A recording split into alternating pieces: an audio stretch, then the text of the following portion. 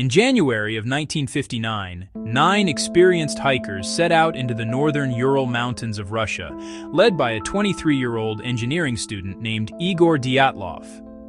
All were skilled outdoorsmen from the Ural Polytechnic Institute, chosen specifically for a challenging winter trek to a peak known as Otorten, a name that, in the language of the indigenous Mansi people native to the region, roughly translates to "don't go there." None of the 9 would survive the trip, and what happened to them over the following days would become one of the most examined, most debated, unsolved mysteries in modern history. The group was experienced. This wasn't a group of amateurs wandering into danger unprepared. Several members held the highest hiking certification available in the Soviet Union at the time, and the trek was intended to earn them an even higher grade of certification upon completion. They kept detailed diaries and took photographs throughout the journey, which is part of what makes this case so unusual. Historians and investigators aren't relying on guesswork about the days leading up to the incident. There's a documented, photographed record right up until the moment everything went wrong. On the night of February 1st, the group made camp on the slope of a mountain the Mansi called Kholat Shiachol, which translates to Dead Mountain, a name that existed long before this incident and had nothing to do with what was about to happen, but which adds an unsettling layer to the story regardless. They pitched their tent on the open slope rather than in the shelter of the tree line below, a decision investigators have puzzled over ever since moving into the trees would have offered obvious protection from wind and cold. Sometime during the night, something happened that caused all 9 hikers to cut their way out of the tent from the inside and flee into sub-zero temperatures, some of them barefoot, several wearing only underwear or a single layer of clothing, into conditions investigators later estimated to be around 30 below zero.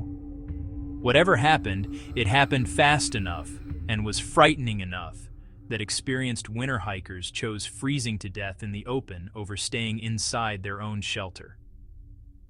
Whatever happened, it happened fast enough and was frightening enough that experienced winter hikers chose freezing to death in the open over staying inside their own shelter.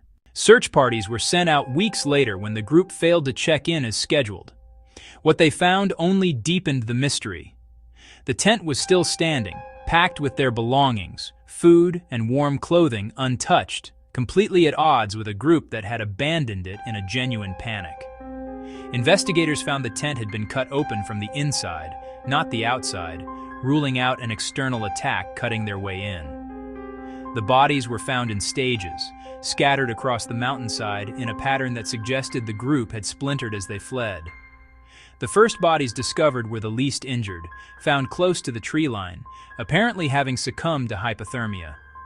But as searchers moved further from the tent, the injuries became more severe and considerably harder to explain. Several bodies were found buried beneath deep snow in a ravine, and forensic examination revealed catastrophic internal injuries. One hiker had a fractured skull, and 2 others had severe chest fractures so significant that Soviet medical examiners at the time compared the force required to that of a car crash. Despite there being no external wounds, no bruising, and no signs of a struggle with another person or animal to explain how that level of blunt force trauma occurred. Adding to the strangeness, one victim was missing her tongue, eyes, and part of her lips, injuries initially reported by some accounts as deliberate mutilation, though later, more sober forensic reviews attributed this to natural decomposition after prolonged exposure in a ravine with running water beneath the snow, which can accelerate soft tissue loss in ways that appear more dramatic than they actually are.